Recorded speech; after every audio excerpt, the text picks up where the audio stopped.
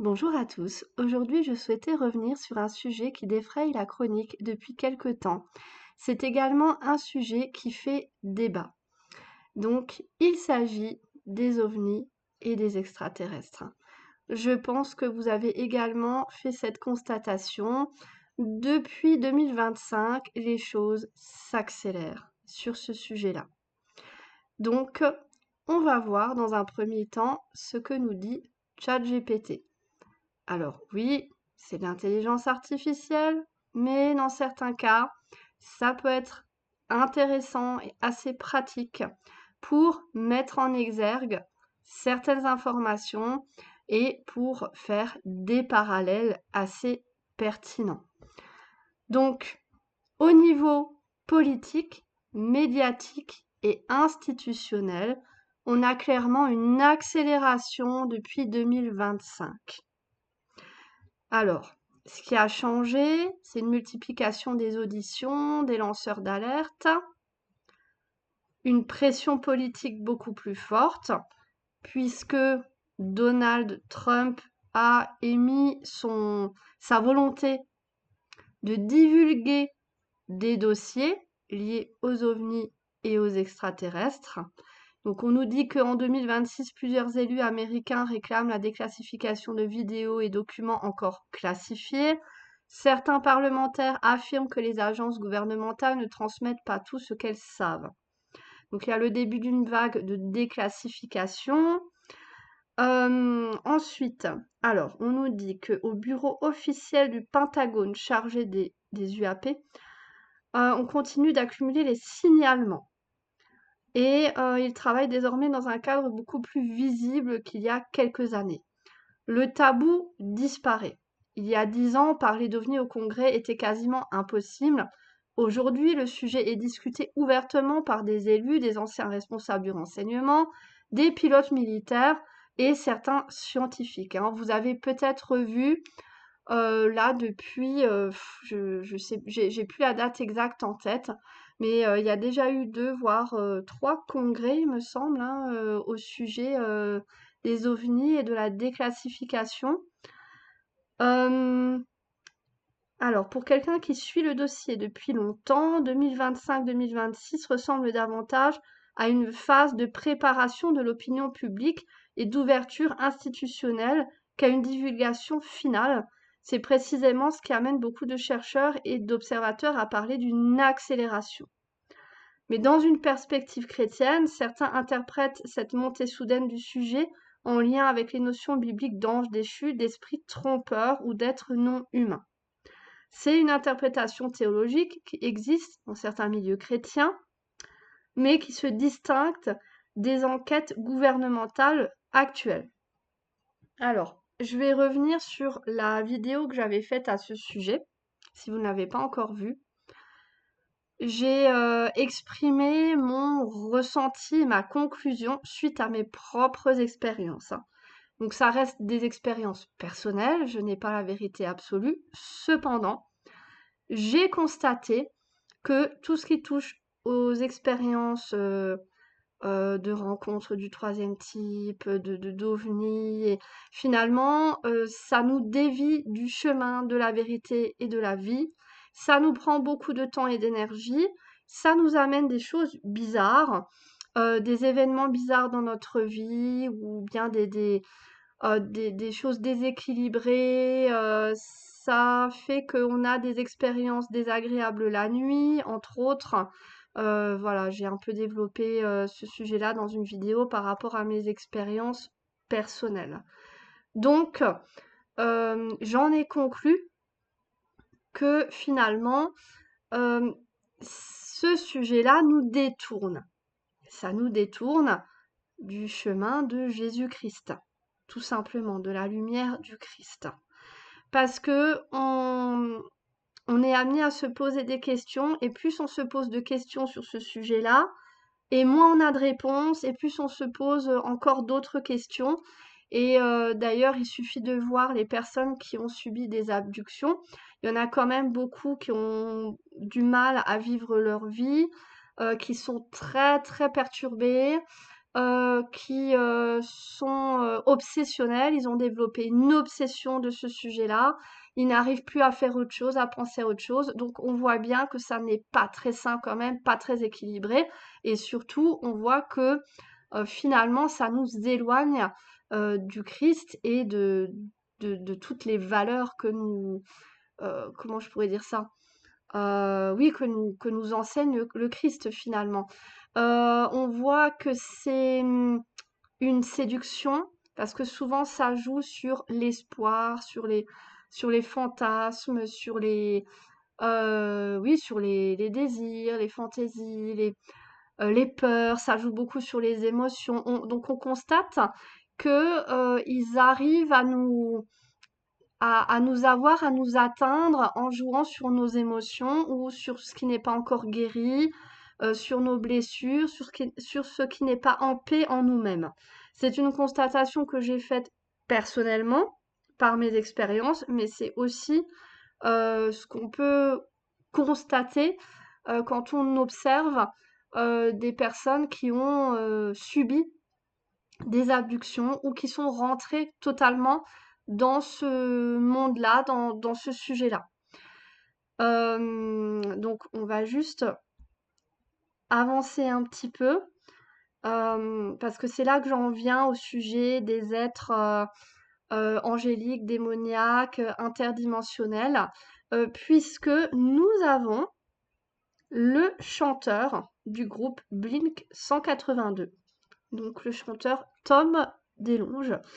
Alors je suis désolée, je ne sais pas comment ça se prononce, mais en tout cas, ça fait des années, mais alors vraiment très longtemps, qu'il accumule des dossiers sur ce sujet-là, qui rencontre des personnes en lien avec le sujet OVNI extraterrestre, des personnes haut placées, des militaires. Enfin vraiment, il a eu une expérience incroyable là-dessus parce qu'il a fait une fixation, mais vraiment une obsession de ce sujet-là pendant des années.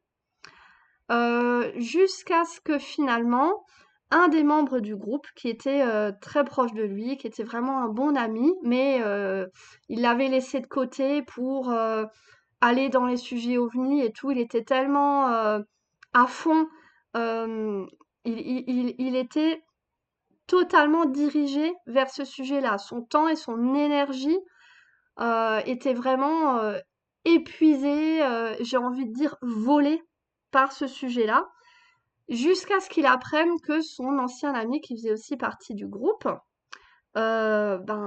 était très malade. Il me semble qu'il souffrait d'un cancer. Et là, ça lui a fait un électrochoc. Et il s'est rendu compte que pendant des années, finalement, sa vie, elle a été complètement dominée, submergée. Alors, je m'excuse, mais je suis encore un peu malade, donc je parle du nez, voilà. Je m'excuse. Mais donc, il a été submergé et du coup, il avait mis de côté son amitié et ça lui a fait un électrochoc. Donc, vous voyez, quand je vous disais que ce sujet-là risque d'éloigner les personnes de ce qui est le meilleur en elles-mêmes, ça les perturbe, ça les éloigne du chemin de la vérité et de la vie de Jésus-Christ finalement. Et vous allez voir quelle est la conclusion. Je trouve que c'est très intéressant, hein. La conclusion de Tom DeLonge de Blink 182, c'est que ce ne sont pas des entités intelligentes d'autres planètes, mais ce sont des êtres interdimensionnels. Je vais vous mettre quelques secondes de son interview, et ça c'était un extrait d'une vidéo, bon je vous mettrai le lien dans la description. You help us understand what's the significance of UFOs? They're not coming from, well, I should say it this way. The significance of UFOs is multiple parts, but number one, it's not what you think it is. It's not coming from other planets. The evidence Ça ne doesn't vient pas suggest d'autres that. planètes. Interdimensional. Yes. And the reason is because time is parallel. Alors, est-ce qu'il était manipulé? Peut-être Voilà. en partie. Donc il dit bien que pour lui, c'est interdimensionnel, ça n'est pas ce que vous croyez, ça ne vient pas d'autres planètes. Donc à partir de là, on va voir justement ce que nous dit la Bible sur les êtres interdimensionnels. Alors, les principaux arguments, c'est souvent les anges, qui peuvent apparaître sous forme humaine puis disparaître, qui peuvent traverser les barrières physiques, se manifester dans notre monde puis retourner dans le domaine spirituel. Par exemple, après la résurrection, Jésus de Nazareth apparaît soudainement dans une pièce fermée. Certains y voient une capacité de passage entre différentes dimensions de réalité. La Bible décrit une réalité invisible coexistant avec la nôtre. Alors, le serviteur d'Élysée voit soudain une armée céleste qui était déjà présente mais invisible. L'idée est que des êtres peuvent être présents sans être détectés par nos sens habituels. Les anges déchus peuvent tromper l'humanité. Plusieurs passages mettent en garde contre des esprits trompeurs. Certains auteurs chrétiens pensent que si une grande manifestation mondiale d'entités non humaines avait lieu, elle pourrait être d'origine spirituelle plutôt qu'extraterrestre. Ézéchiel décrit des phénomènes étranges.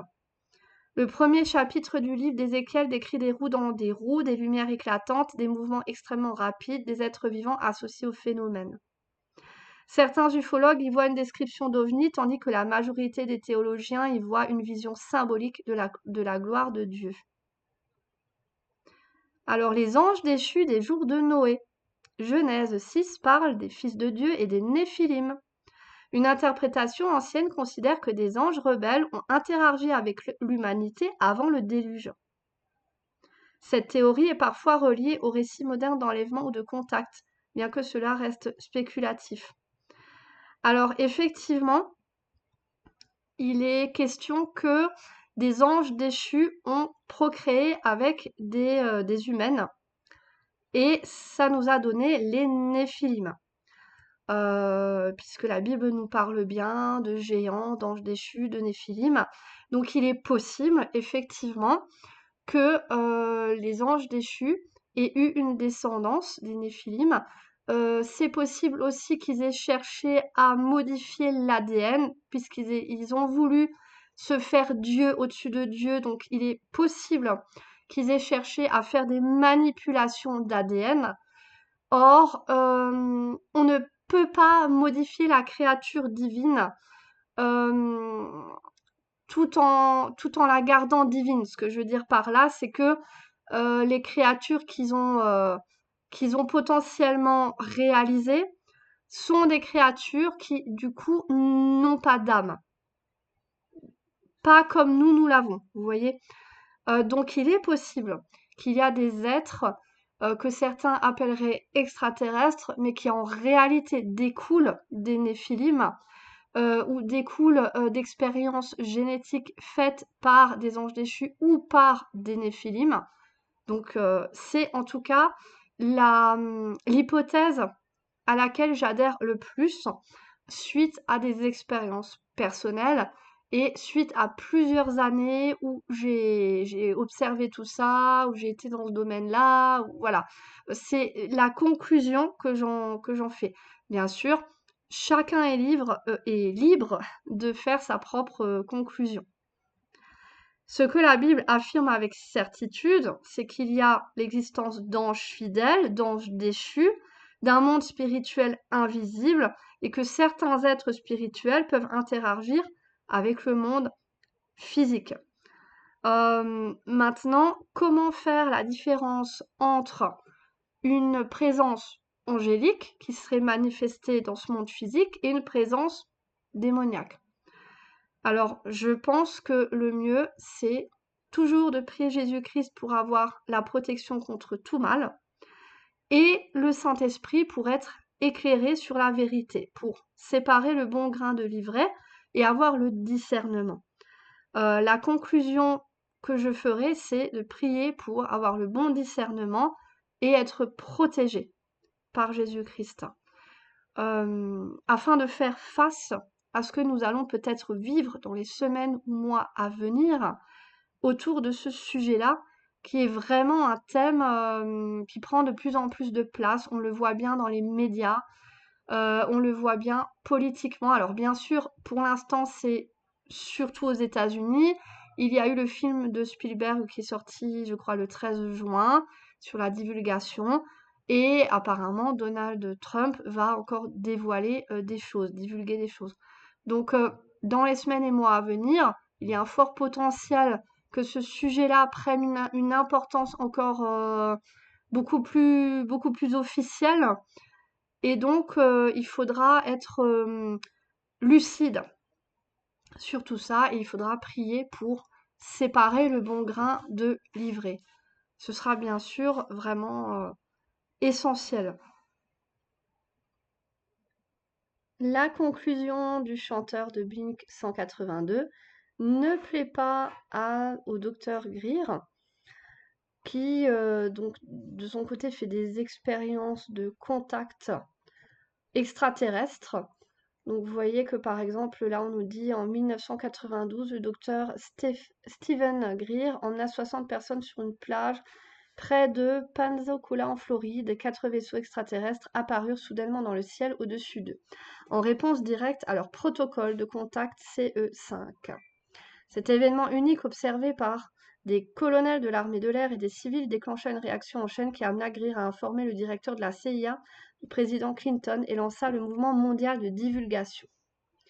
Tout n'a pas commencé à Washington ni dans un centre secret. Sur une plage, un groupe d'êtres humains conscients envoya un signal cohérent à l'univers et l'univers répondit. C'est le fondement du contact CE5.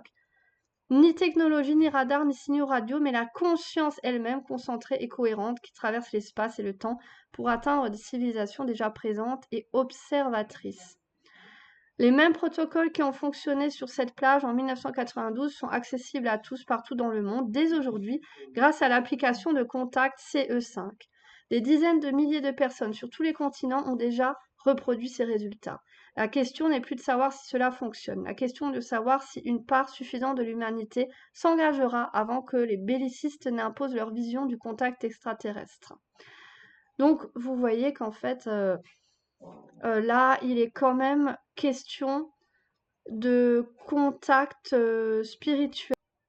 Le problème, c'est que quand on fait des protocoles pour attirer à soi des entités, eh bien, on attire à soi des esprits. Donc oui, ce sont, en tout cas pour ma part, des esprits démoniaques. Dans tous les cas, ça ne fait pas partie du royaume des cieux.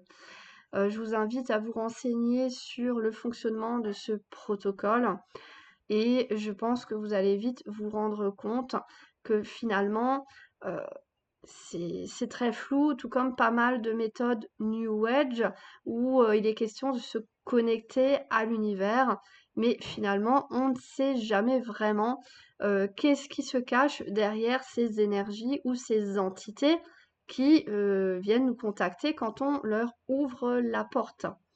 Donc, malheureusement, je pense que le docteur Stephen Greer, forcément, il est tombé dans ce monde-là.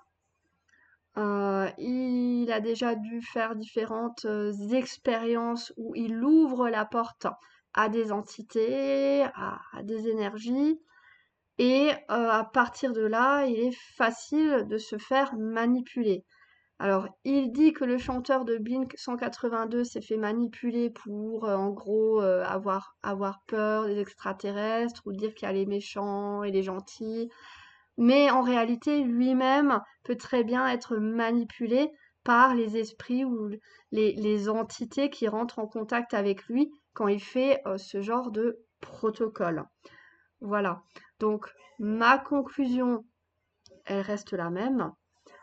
Il faut prier pour être protégé et pour recevoir le bon discernement pour séparer le bon grain de l'ivraie. Soyez bénis. À bientôt.